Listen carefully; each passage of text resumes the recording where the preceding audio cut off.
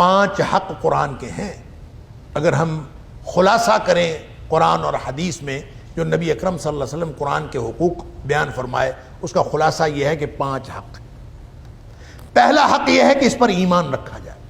جو ایمان نہیں رکھتا وہ ظالم ہے، اس نے چھوڑا ہوا ہے قرآن۔ کیا ایمان؟ اس بات پر ایمان رکھنا کہ قرآن میرے سارے مسائل کا حل ہے۔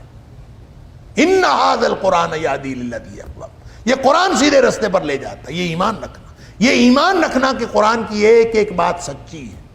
یہ ایمان رکھنا کہ میں جب قرآن کو اگر پڑھوں گا تو قرآن میرے اوپر وہ سارے راز آشکار کر دے گا جو ارد گرد کی کائنات، پھیلی ہوئی کائنات پر تحقیقات کرنے سے بھی وہ راز آشکار نہیں ہوتے جو قرآن پڑھنے سے راز آشکار ہوتے۔ ایمان رکھنا، ایمان رکھنا پہلا حق۔ دوسرا حق ہے اس کو پڑھنا، تلاوت کرنا۔ لیکن جو اس کو تلاوت کرتا ہے اس کے معنی نہیں سمجھتا۔ آج کل دیکھ لیں، اول تو ہم پڑھتے نہیں ہیں، پڑھتے ہیں تو بس ایک تلاوت ہے ناظرہ، اور دوسرا پھر بہت شوق کسی کو چڑھتا ہے وہ حفظ کر لیتا ہے، اپنے بچوں کو حفظ کرا لیں۔ اور یہ بھی ایک رواج کے طور پر ہے، اور اللہ تعالیٰ نیتوں کو جانتا ہے۔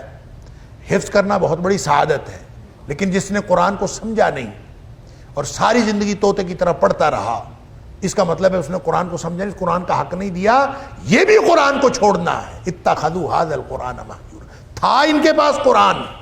یہ وہ استغاثہ ہے جو قیامت والے دن نبی اکرم صلی اللہ علیہ وسلم اللہ کے سامنے پیش کر دینا۔ میری قوم، اور میری قوم سے مراد نبی اکرم صلی اللہ علیہ وسلم کے دور میں جو لوگ موجود تھے وہ بھی قومی، وہ بھی اللہ کے رسول صلی اللہ علیہ وسلم کی قوم۔ کیونکہ امت 2 قسم کی ہے، قوم 2 قسم کی ہے۔ ایک وہ ہے جنہوں نے نبی کریم صلی اللہ علیہ وسلم کی دعوت کو قبول کر لیا، وہ ہے امت اجابت۔ اور ایک قوم وہ ہے، اور ایک وہ امت ہے جنہوں نے دعوت قبول نہیں کی، یا ان کو دعوت نہیں پہنچی، یا ان کو پہنچا دینی چاہیے، وہ ہے امت دعوت۔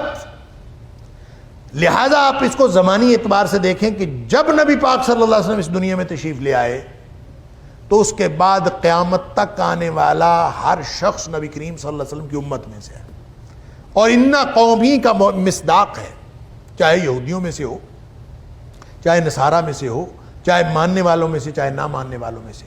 وہ جنہوں نے مان لیا وہ امت اجابت ہے، جنہوں نے نہیں مانا وہ امت دعوت ہے۔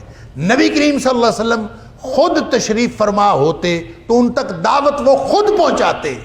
اب یہ امتیوں کا کام ہے، ہماری ڈیوٹی لگا گئے ہیں نبی کریم صلی اللہ علیہ وسلم۔ فَلْيُبَلِّغِ الشَّاهِدُ الْغَائِبَ، خطبہ حجۃ الوداع کے موقع پر آپ نے فرما دیا تھا کہ جو موجود ہیں یہ ان تک میرا دین پہنچا دیں جو موجود نہیں۔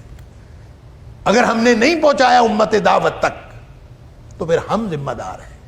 اور جس کو قرآن پہنچ گیا، ذکر اذا جاءنی لقد اضلنی عن الذکر بعد اذ جاءنی، کہ اس نے مجھے ذکر آ جانے کے بعد بھی اس سے مجھے گمراہ کر دیا تھا۔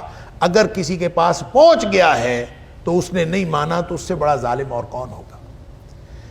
اور اگر کسی نے پہنچایا نہیں، پہلا حق ایمان لانا، دوسرا حق پڑھنا، تلاوت کرنا، تیسرا حق سمجھنا، چوتھا حق عمل کرنا، اور 5واں حق آگے پہنچانا۔